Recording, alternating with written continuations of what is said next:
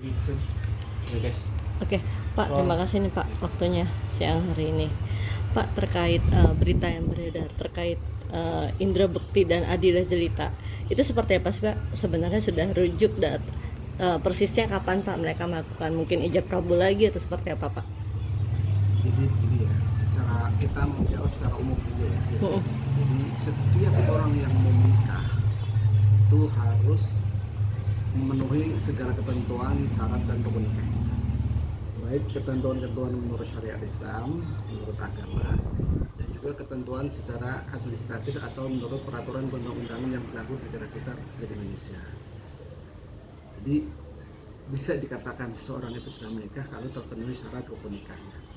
Kalau secara syar'i rukun nikah ada 5, ada calon suami, ada calon istri, ada orang nikah, ada dua orang suami nikah, ada ijab dan qabul. Syarat-syarat administratif ya dari mulai pengantar dari kelurahan, model N1, terus kemudian ada lampiran-lampirannya seperti KTP, KK bagi yang sudah perlu menikah, ada akta cerai bagi yang menikah, kemudian status duda atau jandanya meninggal, ada keterangan meninggal, kalau bagi yang cerai hidup ada akta cerai dari pengadilan dan lain-lain.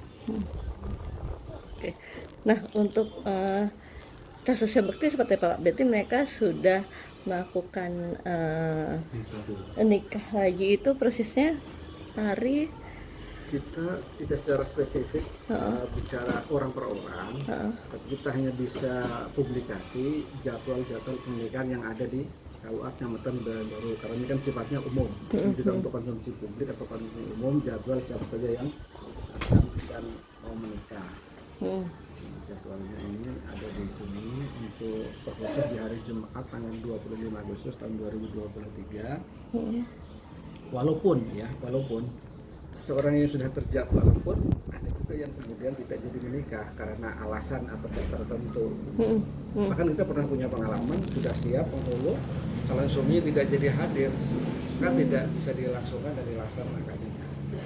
Atau misalkan di situ sudah terpenuhi semua ketentuan syarat rukun nikah, ada calon suami, calon istri, wali nikah, ada dua orang saksi nikah, wali nikahnya sudah ijab, saat mau kabul calon suaminya pingsan tiba-tiba, kan belum bisa juga dikatakan telah terjadi pernikahan karena sudah ada ijab tapi kabulnya belum dilakukan.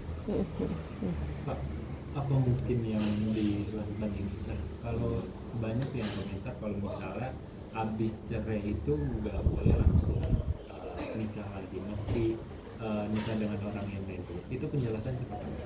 Kalau secara umum nih, seorang wanita yang sudah dicerai sama suaminya itu ada namanya masa iddah atau masa tunggu. Jadi tidak serta-merta seorang wanita yang sudah dicerai itu boleh langsung menikah dengan pria manapun. Dia harus menunggu sesuai dengan ketentuannya masing-masing ya. Kalau di Al-Quran kan wal mutallaqatu yatarabbasna bi anfusihinna salah satu puluh. Kalau kemudian di Indonesia itu sudah ditetapkan di dalam kompilasi hukum Islam bahwa masa tunggu itu sekurang-kurangnya 90 hari. Walaupun case tertentu bisa lebih dari 90 hari. Karena ada siklus-siklus menstruasi yang tidak teratur, misalkan bisa lebih dari 90 hari. Bahkan ada yang mungkin 1 tahun. Kalau memang siklusnya baru terpenuhi 3 kali siklus itu 1 tahun, maka masa tunggunya baru 1 tahun boleh menikah. Bagi yang ditinggal meninggal, masa tunggunya lebih panjang lagi, 4 bulan 10 hari. Oke. Nah, Pak, untuk kemarin itu gimana? Terus ada walinya kah Pak atau seperti apa dari pihak terutama dari pihak wanitanya ya kali Pak ya? Terus seperti apa? Siapa yang menjadi saksi gitu-gitu Pak untuk yang kedua kalinya? Kalau kita tidak bicara secara spesifik ya, silahkan aja lihat di jadwal yang ada, kalian nilai sendiri. Kalau secara spesifik kita harus melindungi data orang per orang, karena data pernikahan seseorang kan juga harus diproteksi, dilindungi. Apalagi sekarang sudah ada undang-undang perlindungan data pribadi. Misalkan kalian menikah, kira-kira boleh nggak kalau data pernikahan kalian kita sebar? Pasti nggak boleh kan? Okay. Ini yang sifatnya umum, yang sifatnya untuk konsumsi publik, data pernikahan siapa-siapa saja yang menikah, ini sudah terjadwal di sini. Yang silahkan Anda tafsirkan sendiri, Anda simpulkan sendiri. Artinya cuma harus menunggu masa iddah doang, nggak ada yang istilah mesti menikah dengan orang lain dulu baru rujuk sama Itu kalau talak 3. talak 3. Ya, Oke. kalau talak 3 memang harus seperti itu. Hmm. Kan atolak itu maratan, tolak itu 2 kali.